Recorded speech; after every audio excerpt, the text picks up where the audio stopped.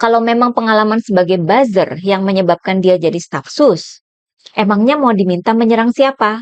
Bos judi online.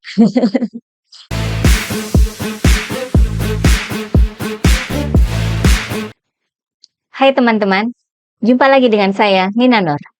Yang lagi ramai di media sosial dan sudah jadi pemberitaan media ini ya, dimulai dari pengangkatan sejumlah pejabat di Kementerian Komunikasi dan Digital, Komdigi, pada hari Senin lalu. Ada dirjen, ada staf ahli, dan juga staf khusus Menkomdigi. Jumlahnya mencapai 21 orang. Ada mantan jurnalis, ada bintang film atau model juga ya. Namun hanya ada satu orang yang menjadi perhatian publik, khususnya netizen, yakni Rudi Sutanto yang diangkat menjadi staf khusus bidang strategi komunikasi. Pasalnya, di media sosial X atau Twitter, Rudi Sutanto dikenal dengan nama lain Rudi Valinka atau dengan akun bernama Kurawa, yang jejak digitalnya cukup kontroversial. Ini saya melansir pemberitaan dari Antara ya. Sekelas Antara, kantor berita nasional kita, sudah membenarkan informasi mengenai akun media sosial Rudi Sutanto ini ya. Salah satu konsekuensi ketika diangkat jadi pejabat publik adalah ya siap-siap aja rekam jejak digitalnya dibongkar oleh para netizen. Ini sudah terjadi pada Ridwan Kamil dan Pramono Anung ya. Lihat saja betapa besar pengaruh rekam jejak digital itu terhadap Ridwan Kamil. Namun hanya sedikit pengaruhnya pada Pramono Anung karena jejak digital Ridwan Kamil sangat tidak mensupport karir politik yang sedang dia kejar waktu itu. Nah, begitu juga dengan Rudi Sutanto atau Rudi Valinka ini. Para netizen ramai-ramai membongkar lagi jejak digitalnya yang mirip sama Fufu Fafa dalam hal menghina Pak Prabowo. Ini beberapa jejak digitalnya yang viral dibagikan oleh para netizen ya. Bahkan sambil men-tag atau mencolek ya akun medsos Mutia Hafid dan Pak Prabowo. Memastikan baik Menteri Mutia dan Presiden Prabowo tahu soal jejak digital ini. Kemudian ada juga cuitan lama Rudi yang menyerang Anies Baswedan ya. Dia bilang selama 5 tahun Anies jadi gubernur, dia musnahkan 1449 gereja di Jakarta. Cuitan ini juga sekarang diviralkan kembali oleh para netizen sambil mencolek akun Menteri Mutia. Bahkan sudah jadi berita di media ya. Yang kenakan kementeriannya atau Menteri Mutia lagi karena di berita media itu sudah menyebut sebagai staf sus Menkomdigi. Ada lagi ini ya, rekam jejak digital lainnya yang diposting oleh netizen.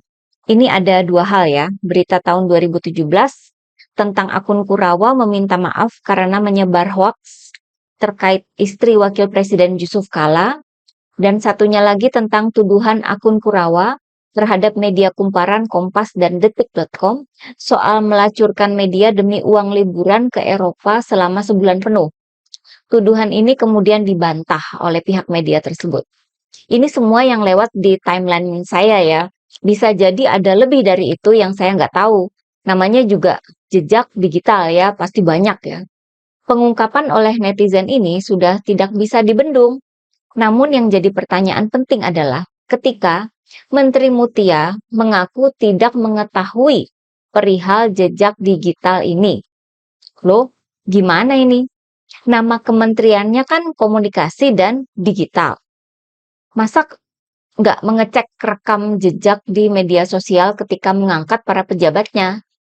SOP penyeleksian dan pengangkatannya itu gimana ya?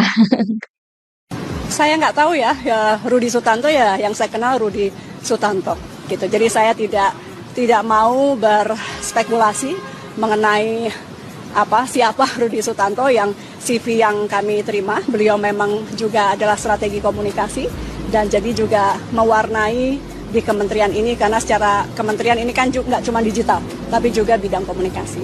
Cukup ya, makasih. Itu kan netizen jadi mempertanyakan kemampuan Menteri Mutia memberantas judi online.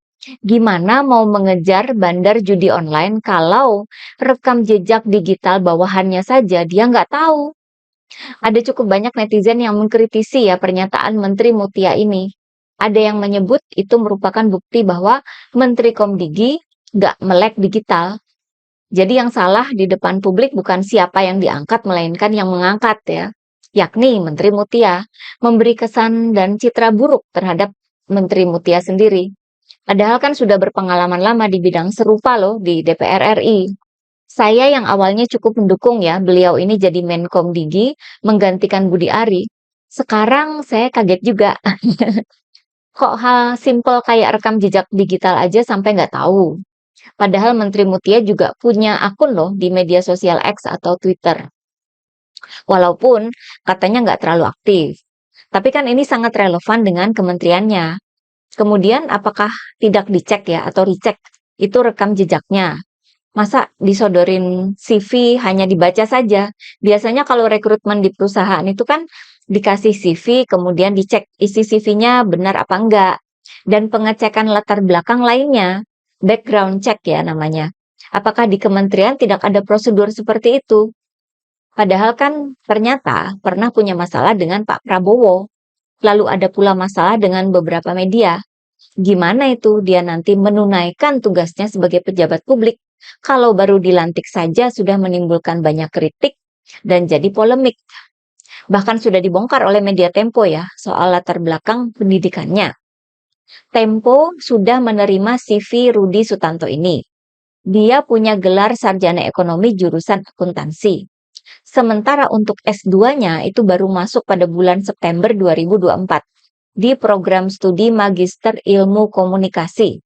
Artinya, Rudi ini belum punya gelar sarjana di bidang komunikasi. Sementara dari pengalaman kerja yang tercantum di CV itu ya, pengalaman kerjanya lebih banyak di bidang audit internal dan operasional di perusahaan-perusahaan perkebunan dan operasional pelabuhan atau pelayaran. Nggak ada yang langsung bergerak di bidang komunikasi. Misalnya, di bidang PR ya, public relations, atau di bidang sosial media ya. Padahal menurut Menteri Mutia, Rudi memiliki keahlian di bidang strategi komunikasi. Jadi keahlian itu dari mana sumbernya? Dari pengalaman jadi buzzer. Kan aneh ya? Nggak nyambung dengan apa yang sudah disampaikan oleh Menteri Mutia. Seorang pengamat politik favorit saya, Mas Adi Prayitno, juga mempertanyakan urgensi ditunjuknya Rudi Sutanto sebagai staf sus Menkom Digi. Adi menyoroti bahwa Rudi ini merupakan buzzer yang kerap agresif menyerang pihak lain. Harusnya Menteri Mutia memilih orang yang ahli dan terbukti kapabilitasnya dalam urusan komunikasi dan digital. Kayak nggak ada orang hebat aja di negara ini, kata Mas Adi ya. Saya kira teman-teman juga setuju ya. Nah, kalau memang pengalaman sebagai buzzer yang menyebabkan dia jadi staf sus, emangnya mau diminta menyerang siapa? Bos judi online. Kan logikanya jadi begitu. Karena baik di pendidikan maupun di pengalaman kerja, di perusahaan, itu nggak ada yang relevan dengan bidang komunikasi. Tapi kan Menteri Mutia ngakunya nggak tahu kalau Rudi ini adalah buzzernya Jokowi. Ini pernyataan yang saya sangat ragukan ya. Rudi kan pernah masuk berita juga. Masa nggak tahu sih? Itu beneran nggak tahu atau pura-pura nggak tahu? Ini kan sudah jadi polemik ya. Sudah bikin gaduh. Kemudian ada resistensi atau perlawanan dari para netizen. Juga orang ini pernah bermasalah dengan media-media mainstream. Bagaimana mengharapkan dia bisa bekerja dengan baik kalau di awal saja itu sudah bikin gaduh. Setahu saya kan Presiden Prabowo nggak mau ada kegaduhan. Ini kan baru menjelang 100 hari pertama pemerintahannya. Saya pun jadi curiga. Jangan-jangan si Rudi ini hanya titipan. Ya nggak sih? Calon atasannya, Menteri Mutia, itu nggak tahu rekam jejak digitalnya. Katanya dari CV dianggap sebagai ahli strategi komunikasi. Sementara dalam CV-nya yang sudah dibongkar sama media Tempo, nggak ada fakta bahwa dia ini ahli strategi komunikasi. Adanya ya bukti-bukti dari para netizen bagaimana jejak digitalnya sebagai buzzer, yang mana ini sudah jadi berita di hampir semua media mainstream. Ketika Ibu Menteri bilang nggak tahu, saya seakan mendengarnya itu sebagai nggak mau tahu. Kayak dipaksa untuk menerima Rudi ini sebagai staf sus. Kalau memang terpaksa menerimanya, kita kan nggak tahu siapa yang memaksa ya. Kan kita nggak punya kemampuan super untuk mengetahui itu. Namun kita bisa menganalisa kepentingannya. Buat apa? Ini kan jatuhnya bikin gaduh, merugikan pemerintahan Presiden Prabowo. Sejauh ini belum ada yang membela Menteri Mutia dalam polemik ini. Artinya, ini memang bukan dari Pak Prabowo, ya nggak sih? Bisa jadi kegaduhan ini memang sengaja diciptakan untuk mengganggu citra Pak Prabowo. Jadi titipan ini sengaja dipaksakan dengan memperhitungkan bahwa ini bakal jadi polemik yang menimbulkan kegaduhan.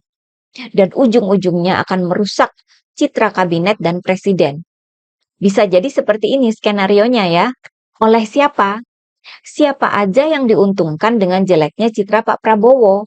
Atau siapapun yang mau ngerjain Pak Prabowo buat balas dendam? Mungkin. Yang pasti bukan dari PDIP ya, kan Bu Mega dan Pak Prabowo itu berteman baik. Oke, saya kira kita tinggal melihat bagaimana perkembangannya ya. Apakah jadi makin rame atau hilang sendiri? Atau gimana? Terima kasih atas perhatiannya, begitulah kura-kura.